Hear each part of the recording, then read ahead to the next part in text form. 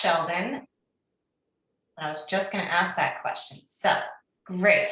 Hi, everyone. My name is Katie Gallagher. I am this relatively new director of the Sustainable Communities Program with VNRC.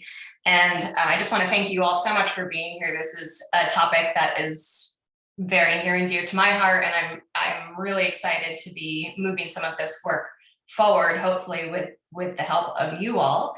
So we can jump into it, and I'll just say at the forefront, if you are a member of or a follower of VNRC, some of this material that we're going to cover today might be a little bit of a refresher, but we do want to talk more specifically about smart growth in light of the climate crisis, which is something that wasn't so much of a direct connection when smart growth as a topic was kind of first brought into the conversation a couple decades ago, but it really does connect in a lot of different ways, and so we're gonna dive into that today.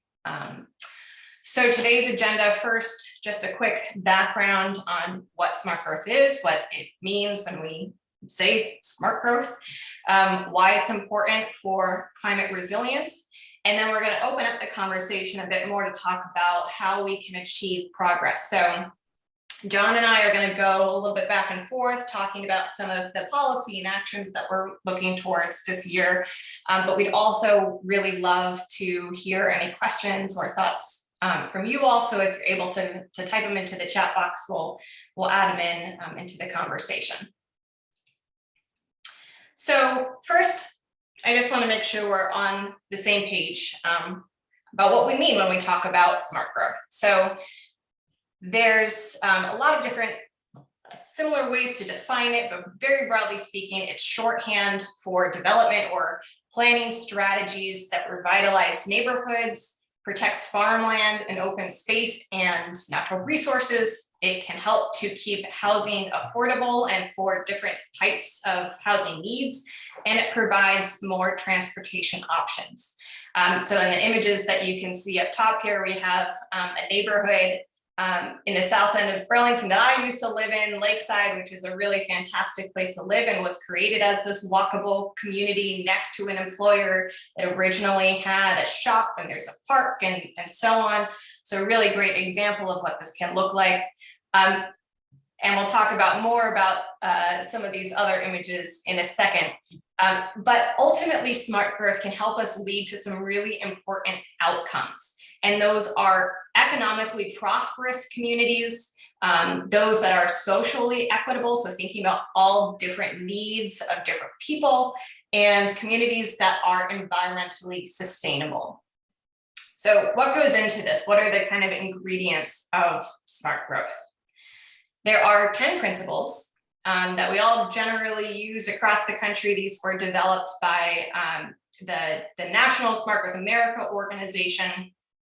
The first is a mix of uses. So this is, we want housing, stores, businesses, offices to be in the same place. This could look something like what we have in the picture down to the left here, where you might have commercial storefronts on the bottom and apartments up top, but it might also be a neighborhood generally of single family homes and a corner store that has your market and maybe some offices up top. The second is compact design. So this involves making more efficient use of our land that has already been developed. So instead of continuing to develop down the street or out into the field, we can build infill and redevelop properties that we already have, and again, continue to build in more densely in the areas that we've already developed. The third is having a range of housing opportunities and choices. And again, this is looking at different needs for different people. Some people would like to live in a single family home with lots of land. Some people want to live in an apartment and don't want to have all the responsibilities that come with a larger home. Having human scale walkable neighborhoods. So developing our communities for people instead of just vehicles is a really critical part of what makes our communities livable and enjoyable, and increasing our quality of life. And there's a lot of benefits that come with this particular point. And part of this, I think, contributes to a distinct sense of place. So this can happen through good design, both through a design of a building, and the building on the left here, we have some really beautiful architectural details, but it might also be something as like the design of a building in its relationship to the street. So having buildings, as you see here, that are along the street frontage, as opposed to having a large parking lot in front, is one component of that. The sixth principle is protecting farm and forest land. And this is something at VNRC that we talk about a lot as being really critical to be part of the conversation. When we talk about smart growth, it's both developing in the places that we want, and that means also at the same time trying to protect those more ecologically sensitive areas. And we need to talk about both and do both at the same time. So that means directing development to our existing communities to make better use of of the infrastructure that we already have. And this is good for several reasons, but thinking also about the economic health of municipalities. This is something that can help economically as well as environmentally, as we just mentioned, and socially. So developing more densely in a smart growth way can also provide greater transportation options. That can look like greater public transit, as we see here in the bottom right, but also having greater capacity to have active transportation options for people as we look at new technological advances that we have in the transportation realm, such as there's different pilot projects for different types of transit solutions happening across the state. And those things all are made more possible when we have more people living in villages and towns. So number 9 is making our development decisions as predictable and fair and cost effective as possible. Of course, we would all like to achieve that goal. And similarly, it's a process that encourages community development and stakeholder collaboration in its development decisions. And this is, going back to point number 4, making our communities built for people. You need to involve the people who live there to actually inform what the needs are and the wants and the vision of that community to actually make it have the results that they are looking for and that they're seeking.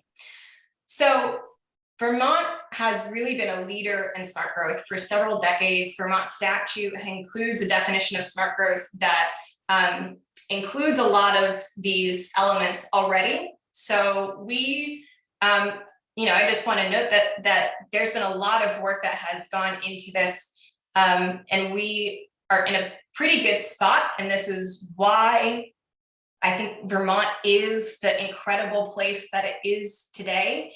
We have thinking about smart growth and policies that have been put in place, and such as Act 250 and others. That is why we have our existing historic compact villages and towns. And a lot of work has gone into that. So I just want to note that a lot of work has already been done, but clearly we know that a lot more needs to happen as well. So if we do develop in line with these policies and principles, what does smart growth get us? I've mentioned a couple things already, like transportation choices. So you can feel good about sending your kids out on their bikes down the street. It can provide a greater variety of housing choices, so not just large homes in the countryside, but we have apartments and duplexes and so on. We have communities that have a strong sense of place, that are appealing and welcoming, but there's a lot of other benefits as well. It makes communities more walkable, which provides more convenient access to things that people need, and this is really important for older adults in particular. But also as we think about younger families and younger adults, we know that there's an increasing trend of folks who want to live closer to services and more, downtown opportunities where things are going on and things are a little bit more happening. Multiple transportation options also mean that people can spend less money on fuel and on vehicles, which are very expensive. And they can, if you are getting out of your car, you are going to be generating fewer greenhouse gas emissions. And I'll talk about that more in a second when we talk more about the climate aspect. But this is also a health issue. Less cars, less pollution. Other public health benefits, getting from walking and biking, but also well-designed communities can provide people greater access to healthy food, and things like social connectedness, which I'll talk about more in a second, but I think it's really important just, coming out of and still being in the middle of a pandemic where I think it was really highlighted the impact, especially in our more rural communities, that isolation can have on folks. And if they are separated from both health services and food and people, that can have a really significant toll, physical health and mental health. And so it's just something to be aware of in our community design. And another point that I want to touch on, but not dwell on for too long, is this other side of smart growth, which is sprawl, or poorly planned or unplanned growth and development. We know that the kind of catalysts for environmental planning and good zoning in Vermont started back in about the 60s when we started to face major population shifts. We had the arrival of the interstate. The environmental movement was happening around the same time as well. And that ended up, again, in a lot of these really impactful policies that have gotten us to a pretty good place today. But now we are facing pretty significant changes. Again, we have a changing climate. We have technological shifts, demographic shifts that I think, again, we just saw really kind of sped up by the pandemic.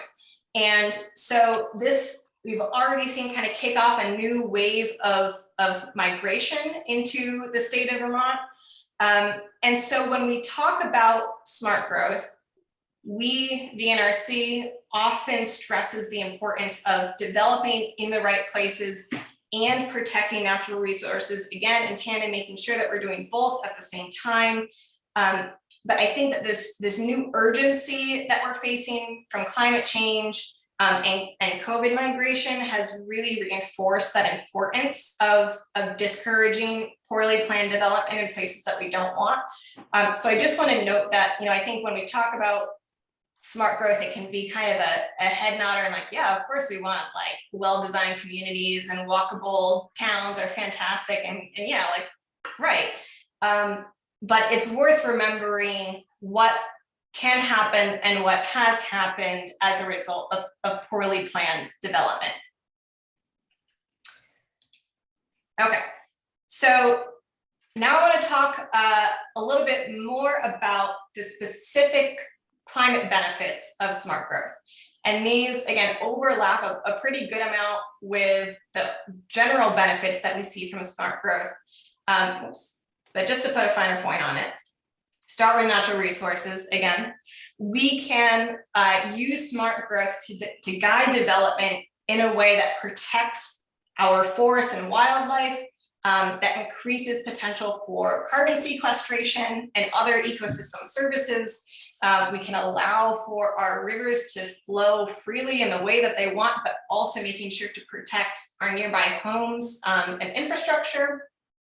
From an affordable housing perspective, and when I say affordable housing, I mean affordable for everybody.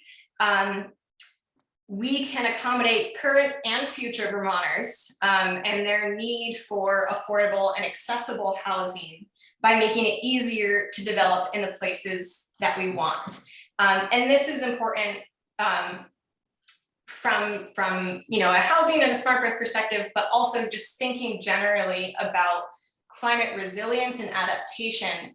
And this is important, I think, for many of the pieces here, that what we are talking about broadly is continued disruptions. And so having housing secure residents, that is only going to build our greater community resilience to climate and other natural hazards and disasters that we're going to be facing. Similarly, economic stability. This is from both a business perspective and a municipality perspective. On the business side, we know that businesses that are located in smart growth areas where folks can walk to during work or after school often are better off financially because they also have that community connection. And from a municipal standpoint, and this is also connected to a later point that I have, but having more compact development is actually a way to increase tax revenues for that town, but it also means that they don't have to spend or waste money on infrastructure such as extending sewer and water lines, roads out into dispersed areas, which they then have to pay for the maintenance for. And again, when we think about what are the impacts of climate, that's destroyed bridges, roads, and other infrastructure pieces. So that's only going to cost municipalities and taxpayers more and more as those storms and other impacts are happening. So we want to set up the economy to be as strong and resilient as possible. Sustainable transportation, so encouraging and supporting more transportation options that can reduce greenhouse gas emissions and reduce wear on our roads and infrastructure is so critical. We know that transportation is the #1 source of greenhouse gas emissions in Vermont. So this is huge. And we have so many ways. I talked about this a little bit earlier on. And I think that in Vermont, because of our rural geography, we often think that cars are a necessity, that it's too difficult to do other types of transportation. People need a car to get from one place to another. And I think we really need to kind of snap out of that idea and start looking at some of the alternatives and put our money into those alternatives, because they do require investment, and they also require us to get out of our cars. And so that's a really important piece here from a greenhouse gas perspective. Social connectedness is something that I think maybe others feel differently, but I think doesn't get talked enough about. Again, having more compact towns and villages means that we have stronger social networks and support services. It helps to reduce isolation, again, really important for elderly folks.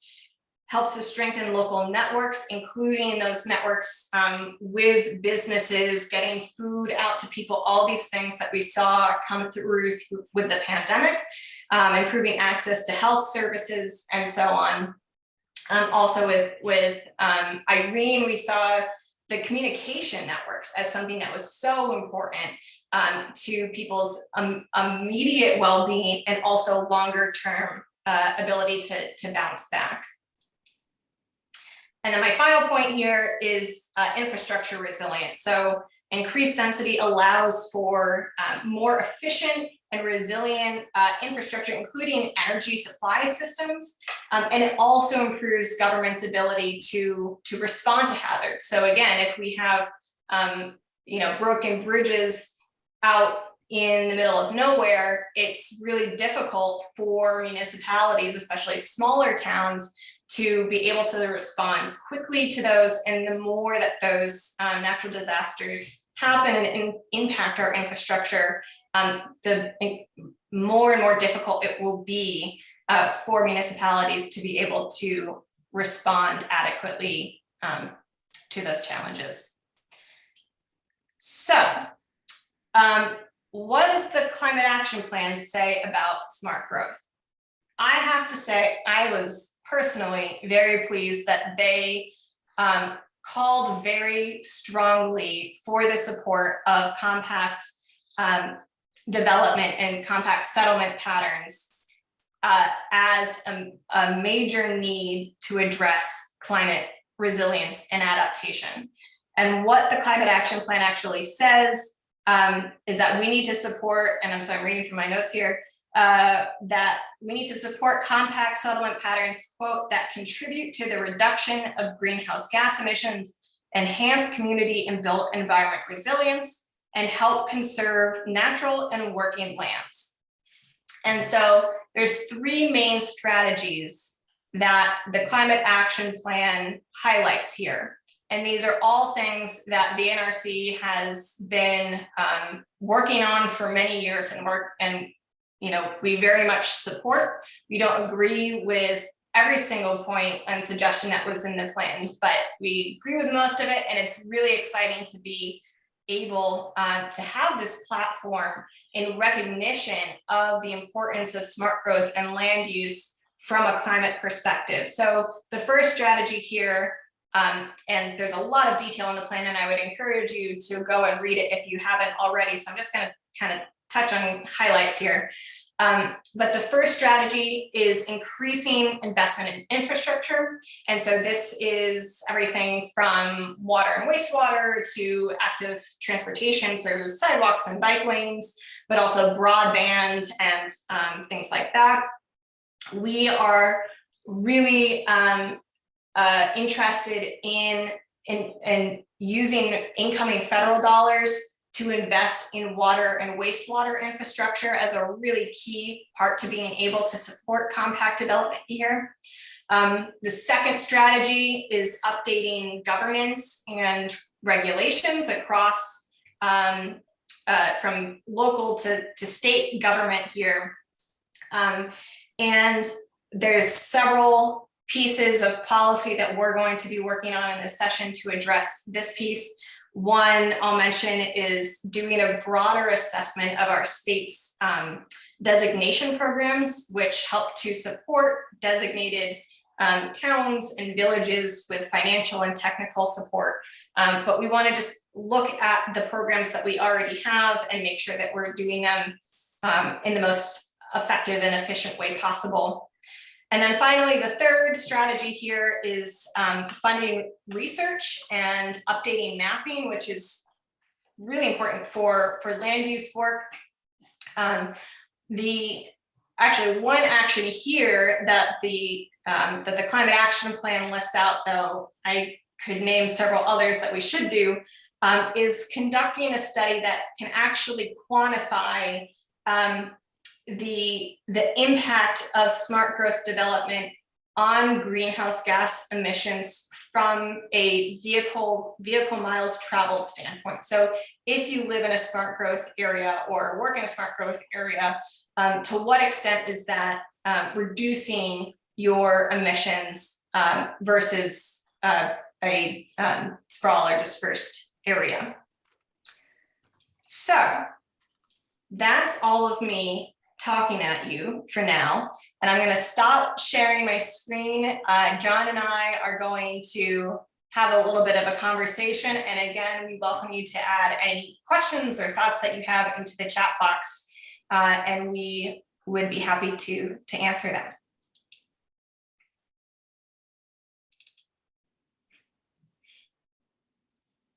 Great, thanks, Katie. That was a great overview. So I'm going to start off by asking Katie a couple of questions. We'll have a conversation and we'll incorporate questions that you have along the way. So Katie, you talked about, define smart growth, talked about how it's not a new idea. And it's something that Vermont has been pursuing as a policy for decades, as you noted. It's reflected not just in Act 250, but actually, the way I read the statutes in all our planning statutes really have strong smart growth goals, even if there's not always implementation provisions to make them happen exactly. Given how the long-standing smart growth policy,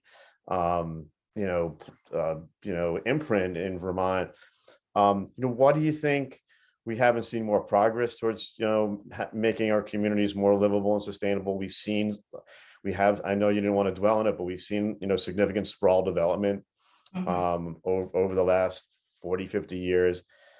And what are the obstacles to now with climate, change and needing to address this threat to being more effective in putting these policies in place? Yeah, thanks, John. So I think that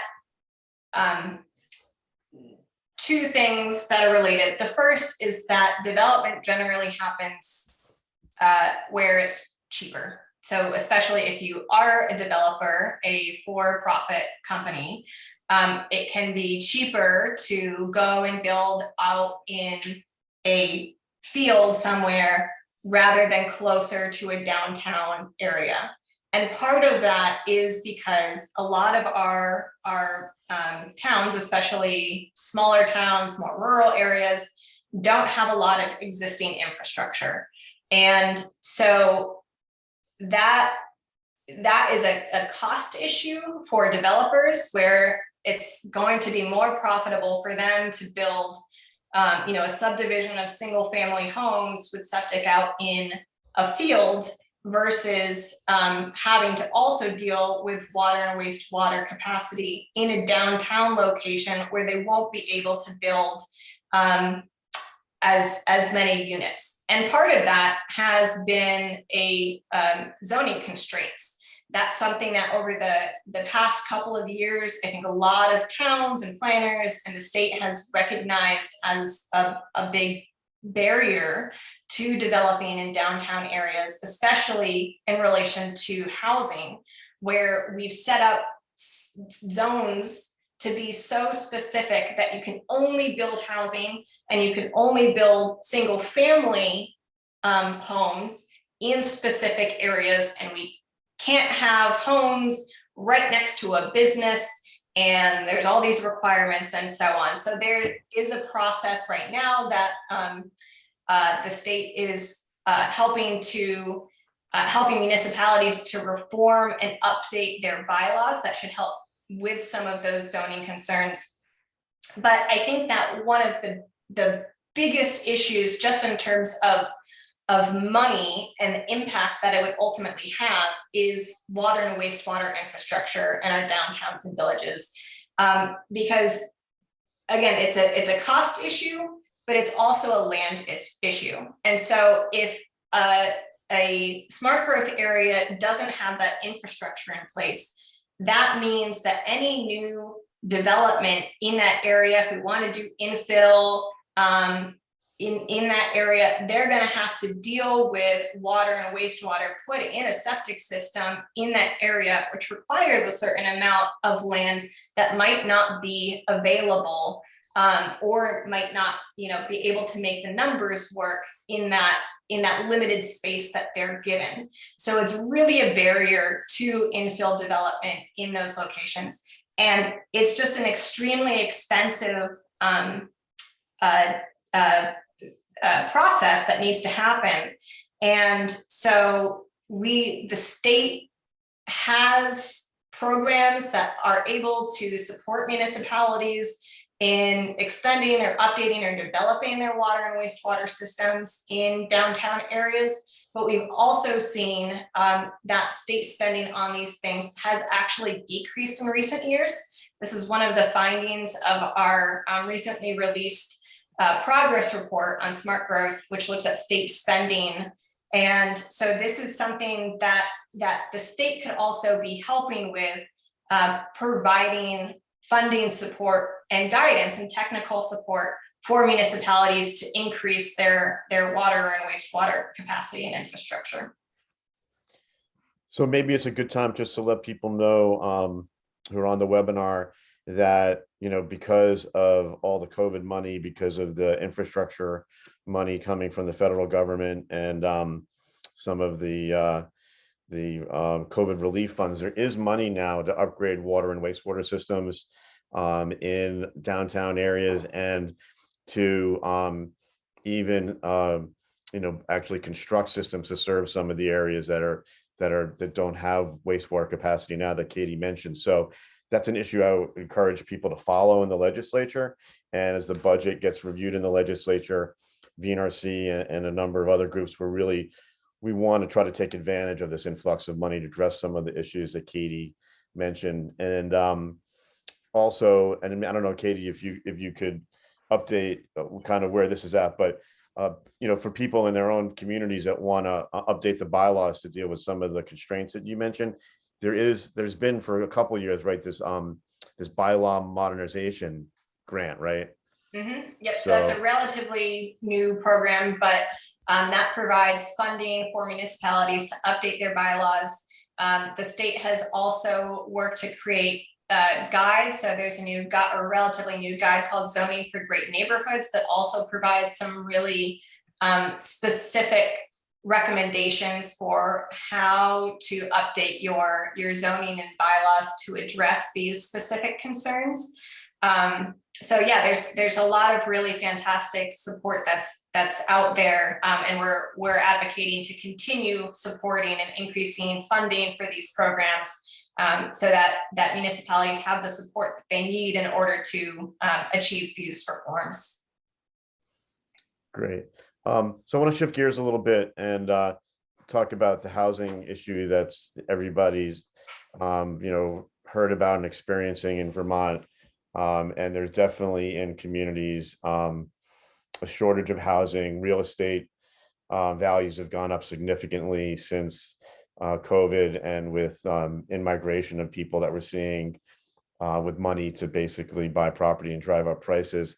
There are a number of bills in the legislature to deal with these issues, but I wonder if you could just comment on one of the issues that we're dealing with as we go into the legislature is it's sort of an assumption that land use regulations and policy is an obstacle, is really a main cause of the housing issue. From your perspective, could you just describe what you think the housing issue is that we need to deal with, and what role is land use playing, in it as opposed to other issues? Yeah, so housing is an incredibly complicated issue, but it's not that hard to see, I think, what some of the main drivers of the challenge are. And I'll say that I have experience in working to try and implement housing and affordable housing at the local level. So a lot of my thoughts come from that personal experience. The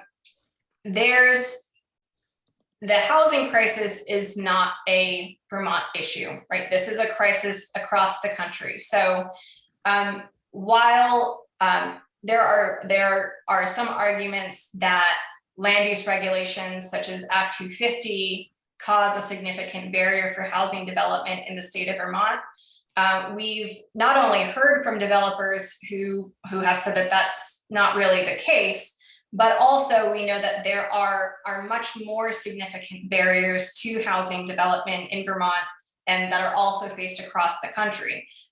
These are everything from cost of labor and supplies. As some of you might know, Vermont is actually at the end of a supply chain. So it is actually more expensive in Vermont to build just because of that very fact. Also that we have a smaller population, so we have a more limited supply of workers. Now we're in this kind of terrible circle where we also don't have housing for the folks who would be building housing. So that's something that we need to try and get out of. I had mentioned earlier the impact of zoning and zoning for single family homes. That is a relic of I'll say a bad time in planning and zoning that we are getting out of, but that's also something that has been in our regulations for long enough that most of us, that's what we're used to, right? Is having neighborhoods generally of single family homes. And then we have downtown, more commercial areas. Maybe there's apartments there too, but generally these uses are kept separate. And so now as we're moving into communities and saying, hey, we should really actually mix these uses up a little bit more, build more housing in commercial areas and so on and so forth. There's also an issue that we do come across, which is the NIMBY, or not in my backyard. So people who don't want to see their communities change. We don't want a 4-story building in our historic downtown. Concerns like that, some of which are totally legitimate. And there are processes, and this is partly what a good town plan and community engagement is for, to make sure that any development in those places where people who live there feel a strong sense of place and connection to that area. We don't want to turn it into a place that you totally don't recognize. At the same time, there are plenty of ways to increase housing in development in those areas. And just going back to John's question about the barriers that we face there. So zoning, cost are two big ones. We also know that there are kind of, I don't want to say innovative because they've been around forever, but solutions like creating ADUs, accessory dwelling units, or granny flats. There's a million different names for them, but essentially the idea of adding on a small unit to an existing home. This is not the silver bullet for solving our housing crisis by any means, but it's just an example of ways that we can be adding housing units fairly quickly in communities. And the best part about it is that they just kind of blend in, but even ADUs have needed zoning changes and community support. So just making sure that the community is on board and actively working with the Planning Commission, decision makers, to make sure that all types of housing are allowed uses and allowed to be developed is really important. Yeah, and I think that goes back to people. I mean, this is an issue that I think you could take action on at the local level, get involved with your planning commission, look at your bylaws, see if you want to pursue a grant with the state to get, a consultant help in dealing with some of the complex technical issues. So I'm just going to ask a couple other questions because I see a lot of questions in the chat and I want to make sure people have time, but I do want to, it's a question and sort of a comment. I do want to alert people to the bills that are in the legislature. There are 3 or 4 at least housing bills in the legislature right now that deal with some of the economic issues that Katie just talked about, that also deal with some of the land use issues in terms of the zoning restrictions, and also that deal with Act 250. And you should really follow these bills closely. They're in Senate Economic Development. There's a couple of bills in House Natural Resources. Representative Bargartz has a bill. And in Senate Natural Resources, Senator Bray and Senator McCormick both have bills that address Act 250 and how it would regulate, like how housing development in the designated areas that Katie mentioned would be reviewed under Act 250, and also protect forest land and working lands better. Act 250, you can go on VNRC's website, you can look this up, we've written about it a lot, but Act 250 has not done a great job protecting forest land and working lands. Act 250 applies only to about 7% of residential development, less than 10% in the state. And there have been real documented effects, especially in areas without zoning and subdivision regulations, of real impacts to our forest resources in particular. And so there are bills that kind of deal with how do we encourage development through zoning and Act 250 in these designated areas, as Katie said. What are these designated? What do you have to do to get this designation? What are the criteria? What is the process? These programs need updating. So that's just things to look for. I don't know, Katie, if you want to comment on any of the housing bills, on either the bills dealing with what are known as priority housing projects in Act 250, or some of the zoning changes, or any of the other Act 250 issues that are Sure, before the yeah. legislature. So in terms of the priority housing project, so John just touched on this a little bit, but essentially these are housing projects that are being built in designated downtowns, also other designated areas. So these are smart growth locations. These are the places that we want to build housing. There currently in some of this policy, there are certain proposals to expand the ability to be considered a priority housing project and get the benefit of a priority housing project, which is to have Act 250 waived from those projects. So they don't need to go through that permitting process.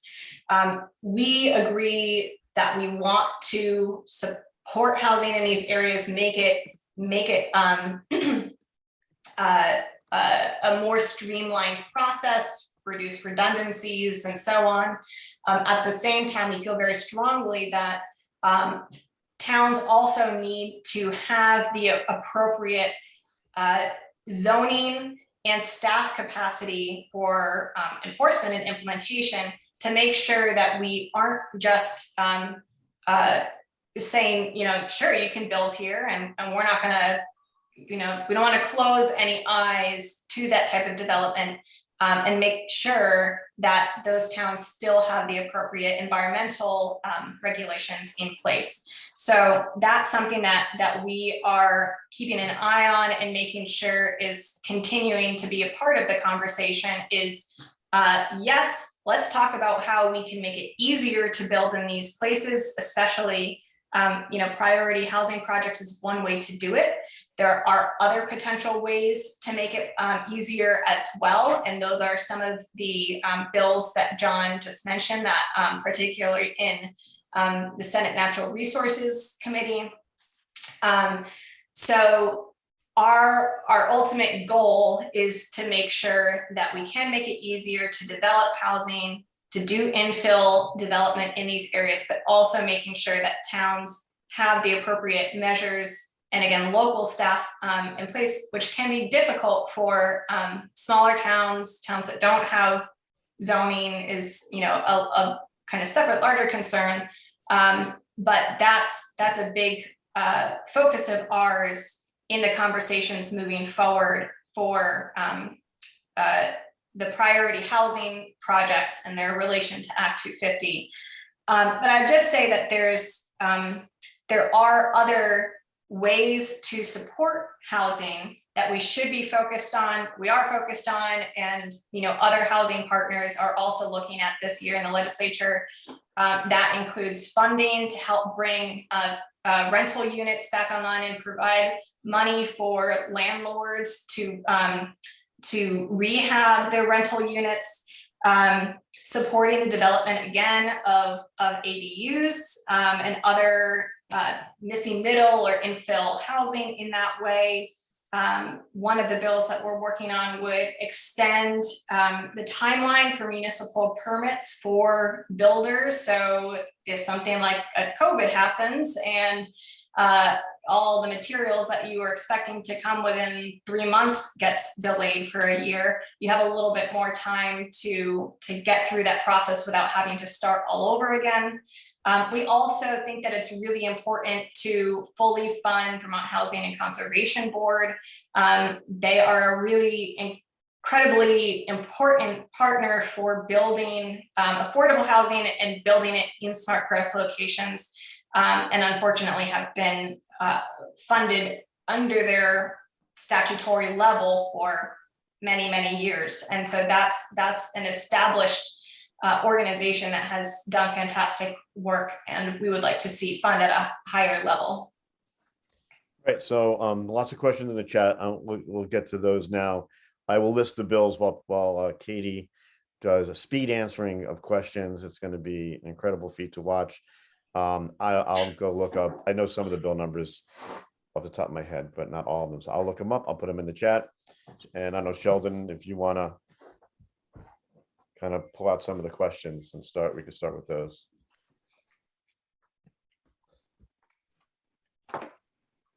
Yes. So one of our first questions is, what is the role of transportation options for rural populations in Vermont? Could you talk a little bit more about that and what you had in mind when you mentioned that?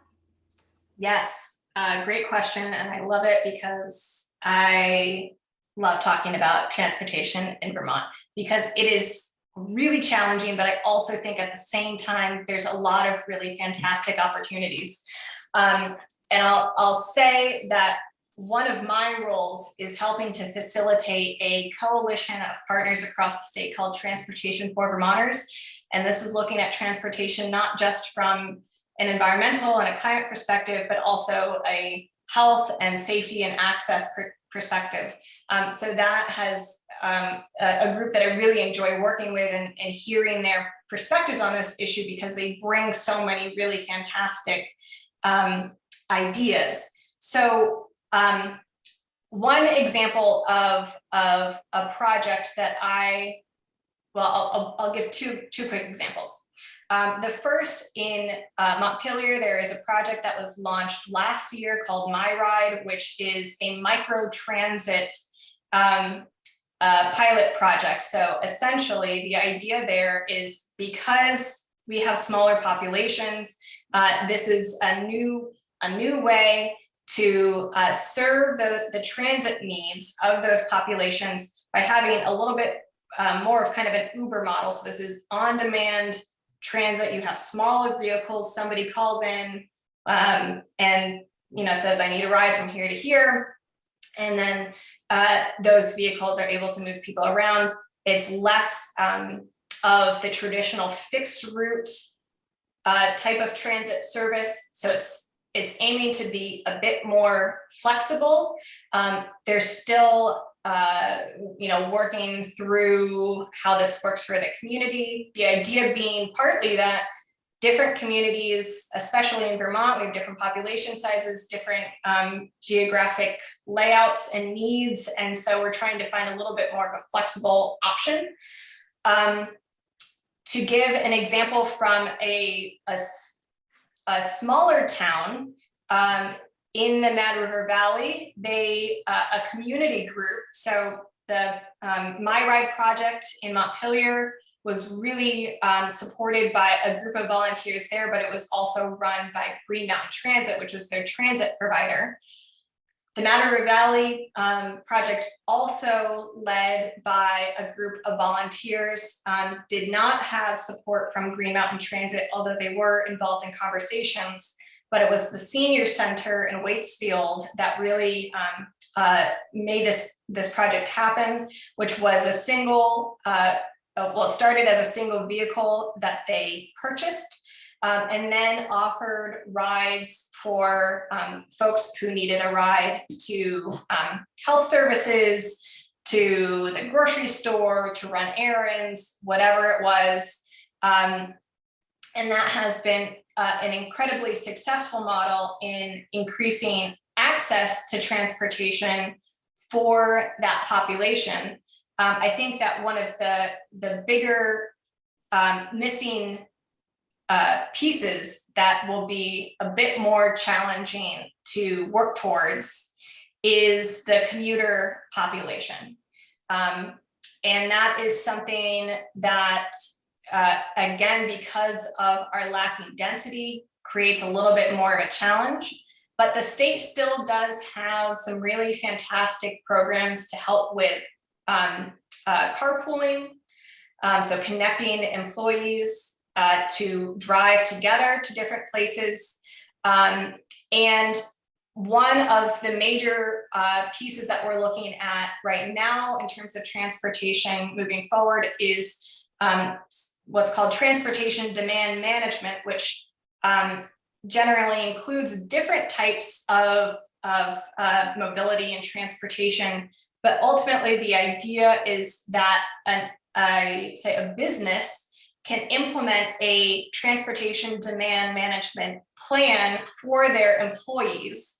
And so if we can encourage them to do that, this would be a plan that would say, hey, there's 2 carpools coming back and forth between Burlington and Montpelier, and we're also going to incentivize you with a bonus if you take the bus back and forth, and if you're riding your bike here, you get a free meal at wherever. But the idea is that we are utilizing all of the different transportation sources that we have and trying to make them work and incentivizing people, in this case, specifically employers and employees, to kind of make the network work. Hope that answers the question. I could talk about that forever, so I'm gonna stop there. Thank you. I'll try to combine some of the questions so we can get to as many as possible. It seems like a lot of the questions have to do with kind of the culture, dealing with the cultural issues related to smart growth and kind of the pushback between kind of towns not wanting infill development and the idea that folks don't want a lot of new people moving to their town. How do we kind of deal with like more of the cultural issues related to smart growth? And how do we kind of build a story around the necessity for smart growth in our community centers? That's a fantastic question. And I think that last point that you just brought up about how do we tell the story of smart growth is something that's really, really important, and something that I'm focused on trying to communicate better to folks. I think that on the one hand, we can recognize that we have 2 big groups of people who actually do want to be living in more concentrated areas in our downtowns and our villages. That's, as I mentioned before, younger people and also older people. And part of that is the ability for folks to age in place and stay not necessarily in their previous homes, but at least stay in their communities by downsizing and finding a more appropriate space for them. And so we actually do have a lot of folks, our neighbors, our friends, our family, maybe ourselves, who want to live in these areas.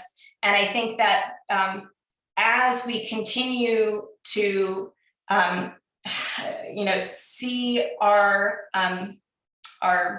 older neighbors age and want to stay, but not necessarily stay in their larger home, and we want to have our kids or our friends come and live in our towns, but they want to live in denser areas. Well, I think that culture shift will start to happen by itself. And in the other way that I think it will start to happen by itself, but can be furthered and maybe brought into the broader conversation, hopefully in a more positive light, because from a slightly more negative perspective, we're going to start to see, and we already have started to see, the change happening, as I talked a little bit about before earlier, and I think John mentioned as well, with folks who are moving into the state at this point from COVID, and also from climate, and we expect to continue to happen from climate change. We know that Vermont is a place that people want to be moving to. It's safer. It's relatively can be cheaper than other states, and so on. So these are people who are moving into the state because they can afford to, which means that they can also afford. I'm sure I don't need to tell you the stories about out-of-state folks who are coming in and buying up a house, offering $30,000 over asking price, sight unseen, and people who have lived here and are trying to buy their first home or any home, or even a rental, can't find anything, and prices are going through the roof. We're also, something that VNRC in particular is keeping an eye on, as we're able to receive more data, is the extent to which these newcomers are also building new homes out in more dispersed areas that we would prefer not to see development that might be causing forest fragmentation and other environmental issues that we don't want to see. So my point is that change is happening quickly, and it's going to continue happening. And so we have a choice, as we did in the 60s and 70s and before then, whether or not we want to take action, and sometimes that means tough choices to manage that change, or we don't, essentially, and that will lead to, I think, more negative consequences than we would all of us would prefer.